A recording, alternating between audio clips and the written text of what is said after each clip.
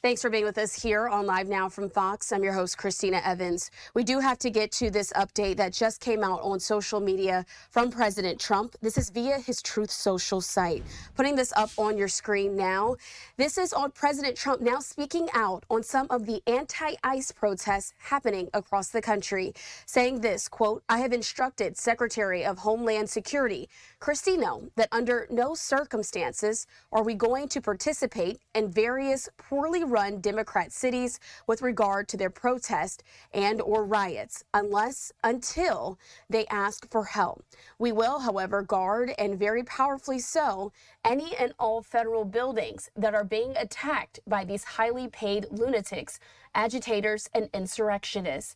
Please be aware that I have instructed ICE and or Border Patrol to be very forceful in this protection of federal government property." This goes on to say, "There will be no spitting in the faces of our officers. There will be no punching or kicking the headlights of our cars.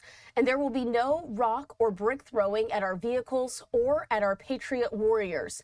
If there is, those people will suffer an equal or more consequence. In the meantime, by a copy of this statement, I am informing local governments, as I did in Los Angeles when they were rioting at the end of the Biden term, that you must protect your own state and local property. In addition, it is your obligation to also protect our federal property, buildings, parks, and everything else. We are there to protect federal property only as a backup. And that is a local and state responsibility to do so."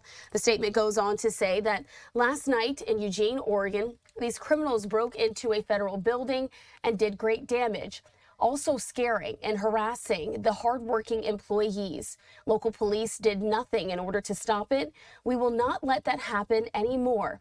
If local governments are unable to handle the insurrectionists, agitators, and anarchists, we will immediately go to the location where there is such help requested and take care of the situation very easily and methodically, just as we did in the Los Angeles riots 1 year ago, where the police chief said that, quote, "We couldn't have done it without the help of the federal government," end quote.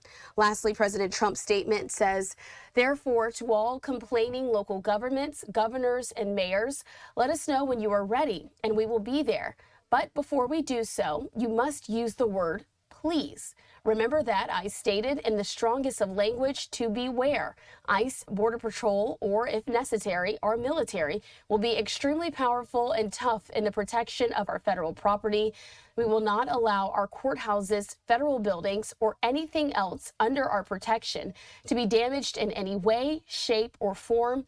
I was elected on a policy of border control, which has now been perfected, national security, and law and order. That's what America wants, and that's what America is getting. Thank you for your attention to this matter." Again, that was the very lengthy statement that President Trump did put out on his social media post, addressing some of these anti-ICE protests that are happening across the country.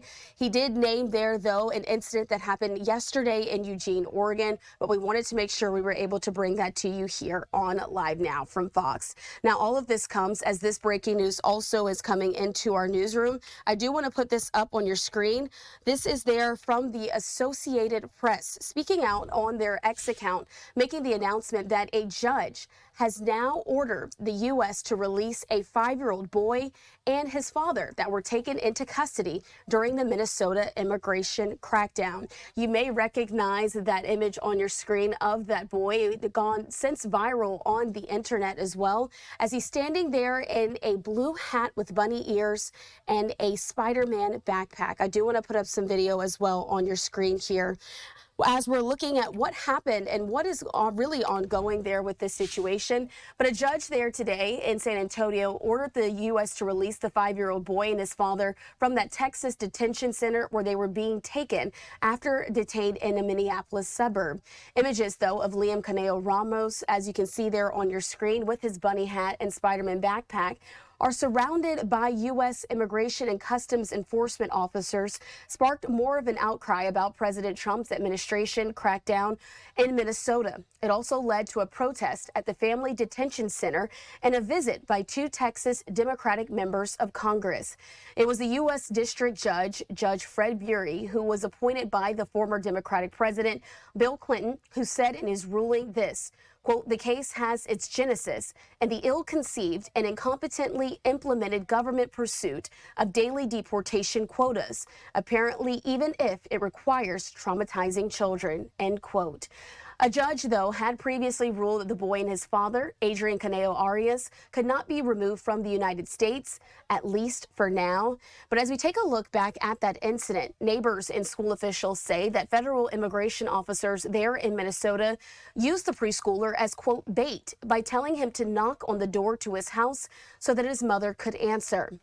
The Department of Homeland Security, though, has since responded and called that description of events a, quote, abject lie. It said that the father fled on foot and left the boy in a running vehicle in their driveway. But again, this from the Associated Press coming down just a short while ago, that U.S. judge has now ordered the release of the boy and his father that were taken into custody during the Minnesota immigration crackdown.